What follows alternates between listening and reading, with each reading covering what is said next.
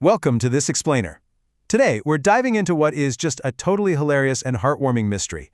We're going to look at a rescued stray cat who, quite literally, completely rewrote the rules of her adoption. You know, if you've ever brought an animal into your home, you probably think you understand the basic dynamic, right? You're the caretaker and they are the pet. Simple. But what happens when the animal has a totally different arrangement in mind? So, picture this. You finally managed to catch that pregnant stray cat that's been wandering around outside your house. You do everything by the book. You take her to the vet, you confirm the pregnancy, and you set up the absolute perfect, cozy space for her to give birth in total peace. You step back, feeling like a super responsible, loving rescuer. But then, she completely upends that entire traditional pet owner dynamic we just talked about. The contrast of expectations here is just hilarious. I mean, the human meticulously prepares this private nursery. It's warm, clean, quiet, super safe, complete with a massive plush nesting bed. But the mother cat? Yeah, she ignored that perfect nursery entirely. A few days later, she decides to give birth right in the middle of the human's bed. There was absolute disbelief, there were probably a few tears, and yes, a mattress was instantly ruined. Actually, the caretaker ended up having to buy a completely new mattress because, as they put it, while the old one might have technically been cleanable, emotionally, some things are just way beyond detergent. Now, you'd think that after the birth, the drama would be over. Nope. The caretaker waited until the new mom stepped away to grab a bite to eat, put on some gloves, and very carefully moved those fragile newborn babies right back into that pristine, prepared nursery. But the mother cat had other plans. She relentlessly started carrying her kittens right back out of the nursery. And she didn't just move them once. Nope. Wherever the human went, whether they were chilling on the couch or trying to sleep in the bedroom, the babies mysteriously followed.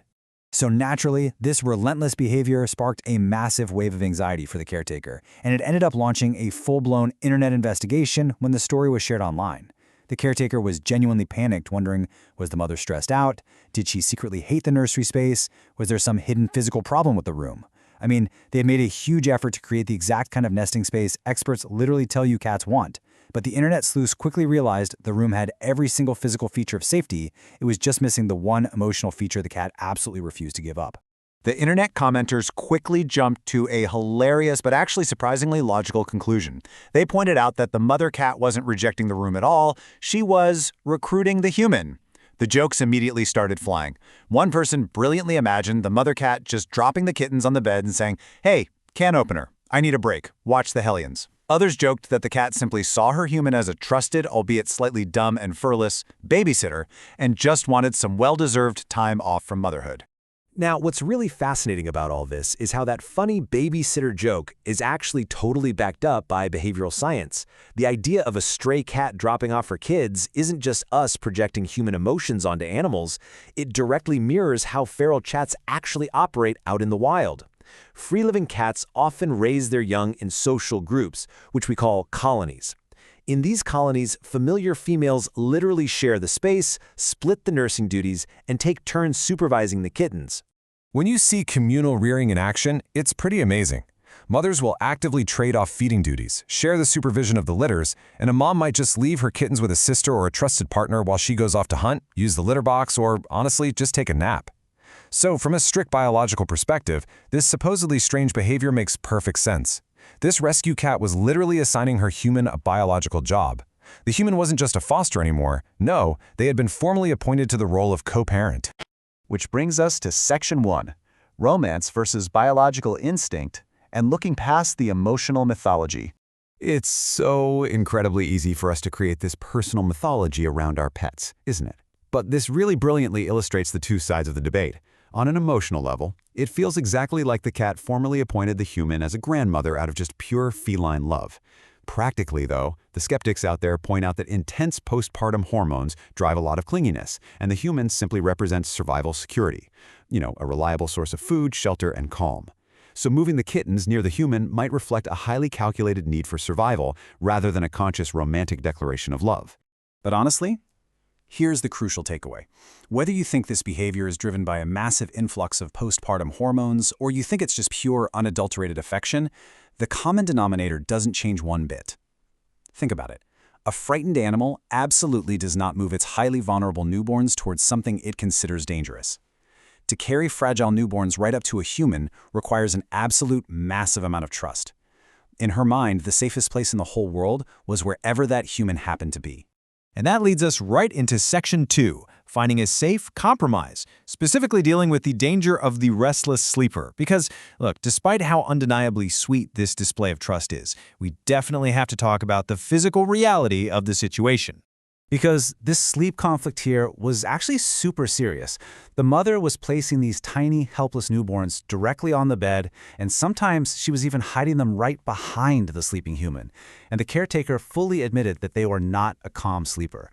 A wildly restless sleeper next to a tiny newborn kitten is definitely not a cute arrangement. It is a severe, potentially fatal risk. So the rescuer faced a really heavy dilemma. How in the world do you respect the mother cat's sense of safety without accidentally turning this incredibly affectionate, trusting ritual into a total tragedy? To solve this, commenters jumped in with some incredibly practical safety solutions to redirect rather than flat-out reject this strong maternal instinct. The first step was allowing proximity while the human was actually awake just to maintain that bond. The second was setting very firm boundaries during sleep. But by far the best compromise was step 3, taking a sturdy plastic storage bin, lining it with some soft bedding, and placing it right next to the bed. This was genius because it allowed the mother to keep her babies close to her trusted human, but kept them safely out of the strike zone of a restless sleeper. Now, intertwined with this whole adorable, stressful dilemma was a super vital reality check from shelter volunteers. They strongly urged the caretaker to prioritize getting the mother cat spayed as soon as it was medically safe. It's so easy to get lost in the warmth of a story like this, but remember, the rescue began with one pregnant stray. Without medical intervention, this situation could so easily become a repeating cycle, just contributing to the overwhelming kitten seasons that completely flood animal shelters every single year. So, love the mother, protect the kittens, and then make absolutely sure there isn't another litter right behind them.